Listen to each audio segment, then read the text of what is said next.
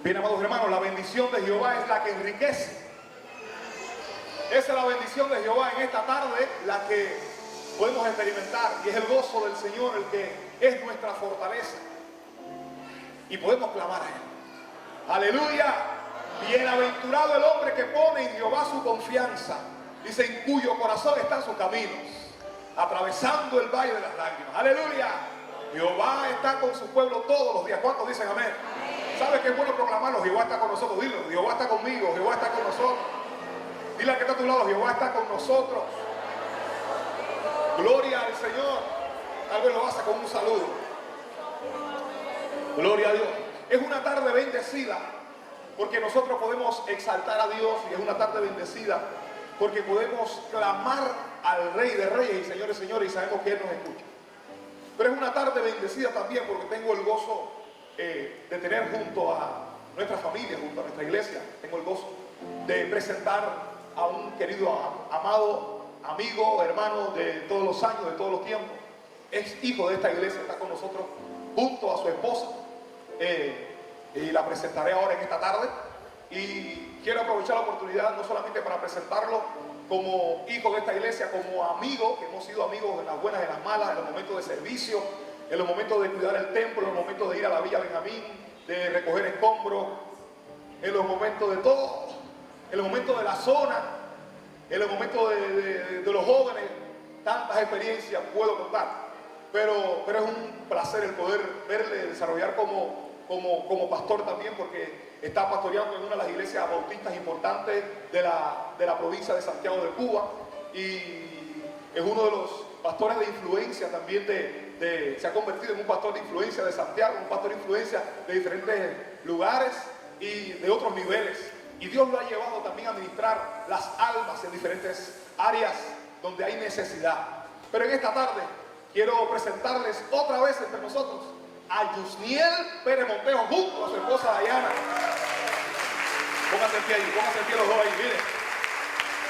Yusniel Pérez Montejo, pastor, adelante. Bienvenido.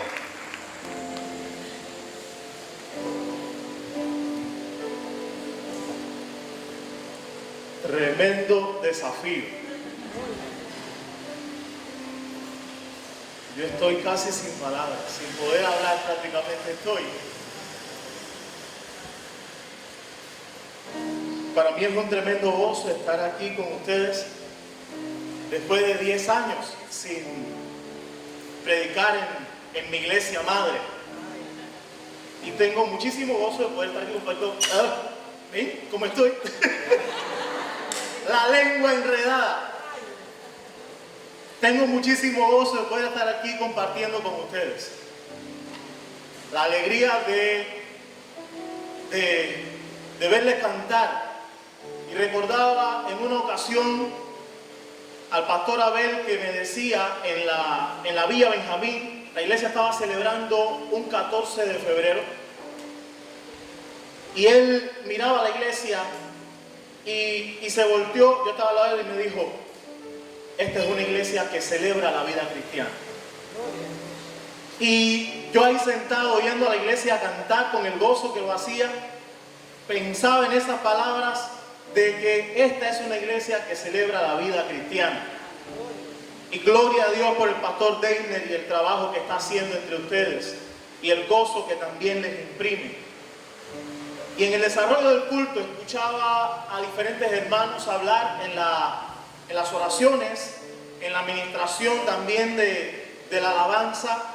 Se hablaba de la oración y se hablaba del poder y se hablaba de la armadura del Espíritu y se hablaba de la sangre de Cristo. Fueron términos que se usaron varias veces mientras los hermanos estuvieron desarrollando el programa de esta noche. Y la palabra que quiero compartir con ustedes justamente es una palabra que tiene que ver con todo eso. Y está en la carta a los Efesios, en el capítulo 1, versículos del 15 al 23. En la carta a los Efesios, capítulo 1, versículos del 15 al 23, quiero leer lo que el apóstol Pablo le dice a la iglesia en Éfeso.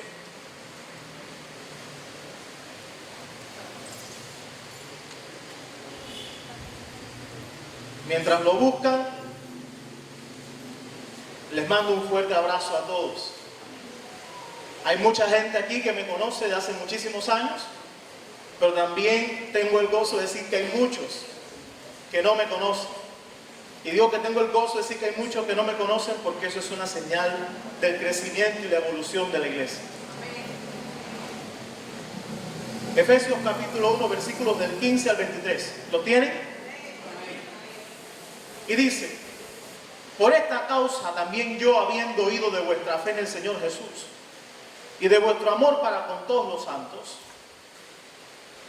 estamos leyendo, o vamos a empezar a leer, el contenido de una oración que hace el apóstol Pablo. No ceso de dar gracias por vosotros, haciendo memoria de vosotros en mis oraciones, para que el Dios de nuestro Señor Jesucristo, el Padre de gloria, os dé espíritu de sabiduría y de revelación en el conocimiento de Él, alumbrando los ojos de vuestro entendimiento, para que sepáis cuál es la esperanza a la que Él os ha llamado, y cuál es la riqueza de la gloria de su herencia en los santos, y cuál la supereminente grandeza de su poder para con nosotros los que creemos, según la operación del poder de su fuerza, la cual operó en Cristo resucitándole de los muertos y sentándole a su diestra en los lugares celestiales, sobre todo principado y autoridad y poder y señorío, y sobre todo nombre que se nombra, no solo en este siglo, sino también en el venidero. Y sometió todas las cosas bajo sus pies, y lo dio por cabeza sobre todas las cosas a la iglesia, la cual es su cuerpo, la plenitud de aquel que todo lo llena en todo. El propósito de Pablo con esta carta es declarar el Evangelio y compartir un grupo de enseñanzas prácticas de la vida cristiana con la iglesia en Éfeso. Pablo escribe esta carta estando preso. Y si nosotros leemos la carta con detenimiento, nos vamos a dar cuenta que las circunstancias naturales que estaba viviendo Pablo no afectaron su estado de ánimo, no condicionaron el espíritu con el que él le escribió a la iglesia en Éfeso.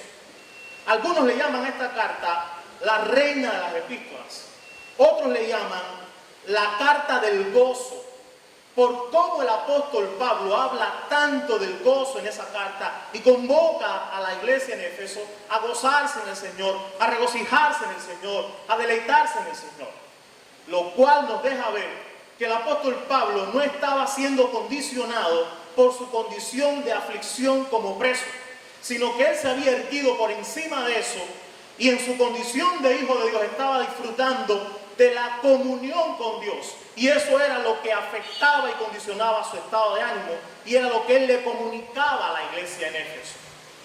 Aunque esta carta es dirigida primordialmente a la iglesia en Éfeso, tenía el propósito de que después que fuese leída en la iglesia de Éfeso se hicieran copias y se distribuyeran a las iglesias de Asia Menor, y también se leyeran allí para animar a los hermanos en este lugar. El contexto en el que está la iglesia de Éfeso no es un contexto favorable, es un contexto hostil, es un contexto complejo, difícil. ¿Por qué? Porque en Éfeso estaba el templo a Diana, la gran diosa adorada por los romanos. Era una de las 7 maravillas del mundo antiguo. Ese templo tardó muchísimos años en ser construido. Ustedes recordarán cuando leyeron el libro de Hechos, que en algún momento cuando estaba Pablo predicando el Evangelio en Éfeso, como eran tantas las personas que se estaban convirtiendo al Evangelio y estaban dejando la idolatría, un artesano, Demetrio, viendo sus ganancias afectadas porque ya la gente no compraba sus ídolos, decidió hacer una revuelta junto a los otros artesanos para provocar que las autoridades de la ciudad hicieran que los cristianos salieran de allí. Y estuvieron por 2 horas gritando: grandes Diana los Efesios, grandes Diana los Efesios, como una muestra de su devoción a esta diosa. En este lugar estaba enclavada la iglesia de Éfeso, esta iglesia de la que está hablando el apóstol aquí en esta oración que él realiza, y él dice: yo memoria de ustedes en mis oraciones. ¿Pero por qué hago memoria de ustedes en mis oraciones? Es que ustedes se han hecho famosos. Es que ustedes tienen una proyección como cristianos que no puede ser pasada por alto por los demás creyentes. Y se han hecho famosos. ¿Y cuáles son las cosas que han provocado que esta iglesia se haga famosa? Esta iglesia era famosa no porque tenía un templo muy grande. Esta iglesia no era famosa porque tenía mucho dinero. Esta iglesia no era famosa porque tenía muchas misiones. Esta iglesia era famosa por dos elementos fundamentales. Y el apóstol Pablo lo menciona allí. Y es la fe y el amor por todos los santos. La fe y el amor. Ahora, usted estará de acuerdo conmigo en que una iglesia que practica la fe y practica el amor es una iglesia que está en buen camino y va bien. ¿Verdad o no? Una iglesia que vive la fe es una iglesia que tiene una saludable relación con Dios. Es una iglesia que se deleita en Dios. Es una iglesia que confía en Dios. Es una iglesia que pone en las manos de Dios sus proyectos, anhelos y expectativas. Y una iglesia que practica el amor es una iglesia en la que hay buenas relaciones. Nadie queda atrás. Nadie está solo. Todos son ayudados. Son parte de la familia de Dios. Como el mismo apóstol habla en el capítulo 2, versículo 9, si mal no recuerdo, 19, de aquí mismo de la carta a los Efesios. Así que es una iglesia que va bien, es una iglesia que está en buen camino, es una iglesia que está funcionando, es una iglesia que tuvo un auge de crecimiento tan notorio que los idólatras hicieron una revuelta para tratar de frenar ese crecimiento. Pero el apóstol hace una oración porque quiere que la iglesia suba a otro nivel. El apóstol no solo quiere que la iglesia esté en buen camino, el apóstol quiere que la iglesia esté en un camino excelente. Y por esa razón él dice, yo oro. ¿Y cuál es el contenido de esa oración? El contenido de esa oración es el que leemos en los versículos del 17 a el 18. Ahí está. Al 19, perdón. Del 17 al 19. Él ora para que Dios le dé a la iglesia espíritu de sabiduría y de revelación. Entendemos por la misma palabra que la sabiduría es el deleite en Dios, el temor a Dios, es conocer a Dios y ajustarse a su voluntad. ¿Verdad? ¿Verdad? ¿Cierto o falso? Cuando leemos la Biblia, aprendemos eso. Tenemos un proverbio que dice, el principio de la sabiduría es que el temor a Jehová. Así que el apóstol no está poniendo en duda que esta iglesia es una iglesia que tema al Señor, sino que él quiere que la iglesia aplique aún más la sabiduría conectada a la revelación. ¿Y qué cosa es la revelación? Es que Dios muestre lo que estaba oculto. Así que el apóstol ora, él le pide a Dios que le dé a la iglesia espíritu de sabiduría y de revelación en el conocimiento de él. Dios mismo es quien puede darle a la iglesia espíritu de sabiduría y puede revelarle quién es él mismo. Y esa es la oración que hace Pablo por la iglesia de Éfeso. Pero que esta no es una iglesia cualquiera. Esta no es una iglesia que ha carecido de buena enseñanza. Esta no es una iglesia que ha carecido de liderazgo. Porque de hecho esta fue la iglesia en la que más tiempo el apóstol Pablo pasó de todas las iglesias en las que él trabajó. Él le dedicó tiempo a esta iglesia enseñando la palabra. Y cuando salió él, fue relevado por su discípulo Timoteo. Así que esta iglesia tuvo un equipo de élite. Él no está haciendo esta oración porque la iglesia necesite de más hombres que le enseñen la palabra. Él está haciendo esta oración porque hay cosas que deben ser enseñadas por Dios mismo. Hay cosas que te van a enseñar los hombres, pero hay cosas que no vas a entender. Hay cosas a las que no vas a acceder hasta que Dios mismo te las muestre y te dé además la capacidad para comprender lo que te ha sido mostrado. Por eso es que él ora pidiendo sabiduría y revelación en la misma oración. muéstrales y dales el entendimiento para comprender lo que tú le vas a mostrar de ti. Y cuando ellos entiendan esto que tú le vas a mostrar de ti, hay otras 3 cosas a las que ellos van a llegar, que son bendiciones que hemos recibido en Cristo por el Evangelio: esperanza, riquezas y poder. Esperanza, riqueza y poder. ¿Qué esperanza? La esperanza de lo que hemos recibido del Señor no es solo para este tiempo, sino también para el venidero. Lo que hemos recibido en Cristo es tan extraordinario, es tan despampanante, es tan trascendental, que va más allá de este tiempo, va más allá de lo natural y tiene que ver también con la redención futura cuando Él venga por su iglesia y reinemos todos juntos con Él. Las riquezas de la gloria de su herencia en los santos. Hemos recibido riquezas en Cristo, riquezas espirituales que Dios ha puesto a nuestra disposición en Cristo. Él es nuestra herencia. Y como Él murió por nosotros, como Él tomó nuestro lugar y en la cruz se dio la doble imputación, es decir, Él tomó nuestra culpa, tomó nuestro pecado y nos dio su justicia, nos dio su santidad. Y ahora Dios, cuando nos mira, ve a Cristo en nosotros. Nosotros somos objeto de la gracia de Dios y somos objeto de todas las bendiciones que Dios ha reservado para su unigénito Hijo Cristo. Ahora esas bendiciones también nos pertenecen a nosotros. Tú puedes ir y orar a Dios confiadamente.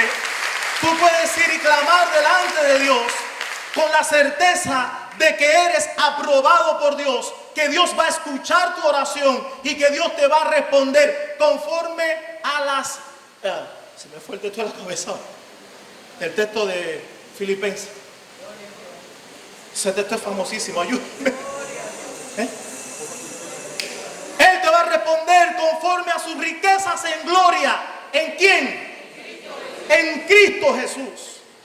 La Biblia es una sola, hay una unidad en las Escrituras. Él habla aquí de riquezas y en Filipenses habla también de riquezas. ¿Y cuáles son esas riquezas? Las que tenemos en Cristo. No tiene que ver únicamente con la riqueza material. Tiene que ver también con la comunión con Dios, con el deleite en Dios, con el recibir un entendimiento adecuado de la realidad, de quién eres tú, quién es Dios y cómo es que debe ser la relación entre Dios y tú, cómo funciona eso y qué papel tienes tú en el universo. ¿Quién eres tú para Dios? Eso también es riqueza, hermanos. Si no, mire a la gente acomplejada, qué pobres son. Mire a la gente acomplejada, que pueden tener mucho dinero, pero ser gente disfuncional. Pueden ser gente muy linda físicamente, pero ser gente muy triste, muy solos y sin ningún tipo de esperanza. Pero usted, hijo de Dios, ha recibido riquezas en gloria. ¿En quién? En Cristo Jesús. No es en ti, no es en tu apellido, no es en tu familia, es en Cristo Jesús.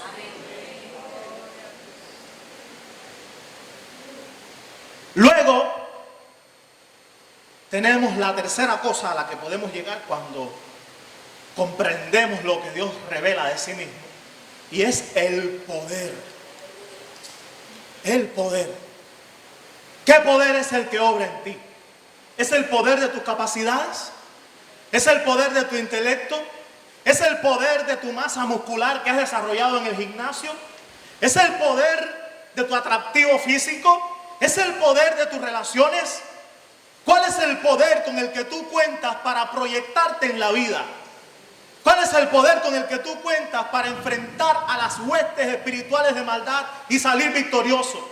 ¿Cuál es el poder con el que tú cuentas para enfrentar el poder del pecado con el cual tenemos que luchar todos nosotros? ¿Cuál es ese poder?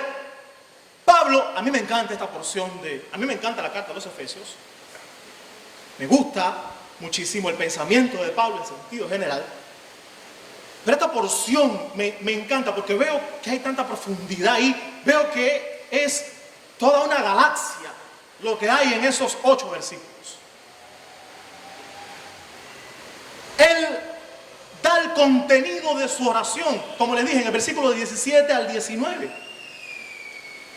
Pero a partir del versículo 20 al 23, él lo que hace es argumentar en cuanto al poder del que él está hablando, que reside, ¿dónde, hermanos?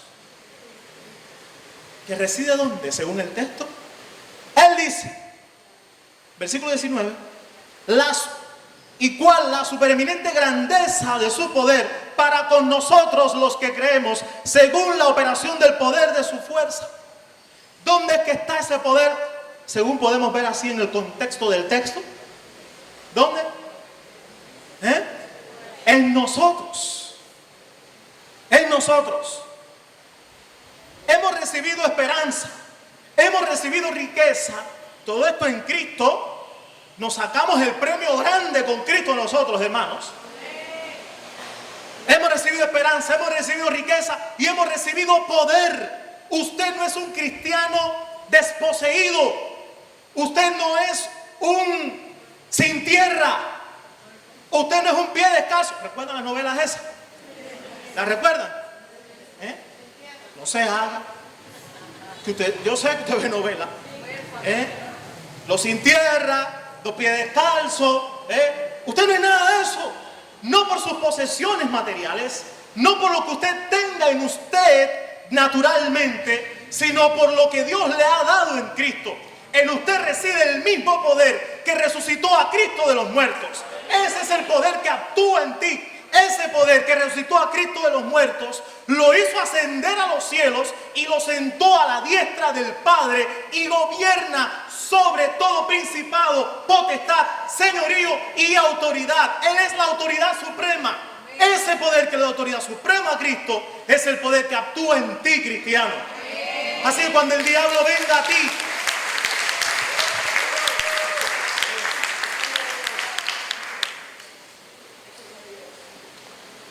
cuando el diablo venga a ti y te diga tú no puedes, cuando el diablo venga a ti y te diga tú eres incapaz, cuando el diablo te intimide o trate de intimidarte, tú recuerda, hermano y hermana que me escuchan, que en ti reside el poder que resucitó a Cristo de entre los muertos, el poder que derrotó a la muerte, el poder que levantó a Cristo y lo hizo ascender hacia los cielos y lo sentó a la diestra del Padre. El poder que le dio a Cristo toda autoridad sobre todo lo que existe en este siglo y en el venidero, hermano. En ti reside ese poder. No es un poder superficial, es un poder real y trascendental. No es como en las creencias afrocubanas, que el poder reside en un coco, en una estatuilla, en una piedra, en una gallina prieta, en un tabaco, en una... No. Y no es como los muñequitos de Capitán Planeta. No. No es que el poder es tuyo, porque el poder no es tuyo, pero el poder está en ti. El poder es de Cristo, pero está en ti. El poder está en ti, es de Cristo, pero está en ti, porque es uno de los regalos que el Señor en su gracia nos ha dado. Es una de las cosas que el Señor nos ha entregado para habilitarnos para vivir la vida cristiana.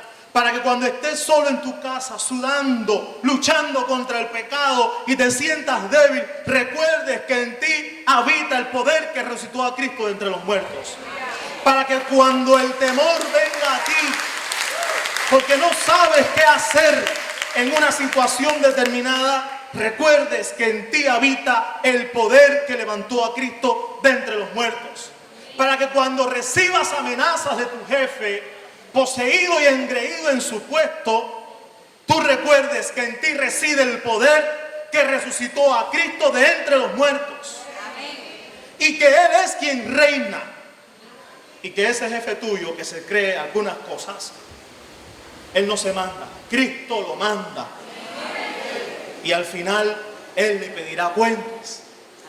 Así que llénate de gozo, hermano. Llénate de gozo y descansa en el Señor.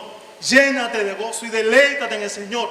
Que el conocimiento que puedas ir adquiriendo del Señor, con sabiduría y revelación, te lleve a comprender en tu experiencia personal lo que hemos recibido en Cristo: la esperanza, la riqueza y el poder. Lo que hemos recibido, hermanos, no solo regula mi relación con Dios o mi relación con mi hermano, sino que determina en toda la creación. El Señor en el cual confiamos, el Señor que nos ha salvado, el Señor que ha hecho las paces con nosotros, no solo lo hace para que tengamos una relación personal con Él y ya, sino que la influencia de su obra redentora se extiende sobre todo lo que existe, por cuanto Él es Señor de todo. Y eso tiene un impacto ahora y en el futuro. La iglesia debe saber que en nosotros actúa el poder de aquel que lo gobierna todo. Pues Cristo no solo resucitó y ascendió a los cielos, sino que Él está sentado gobernando. Él está sentado gobernando. Él tiene el control de todas las cosas. Y en la medida que le conocemos, en la medida que descubrimos cada vez más quién es Él, y de eso nunca vamos a parar porque Él es infinito, en la medida que le conocemos, hermanos, vamos descansando más en Él, vamos confiando más en Él, y la revelación que recibimos tiene un impacto en nuestro modo de vivir. Así que, iglesia, no te conformes con lo bueno, sino que elévate a lo excelente. Que el Señor te bendiga.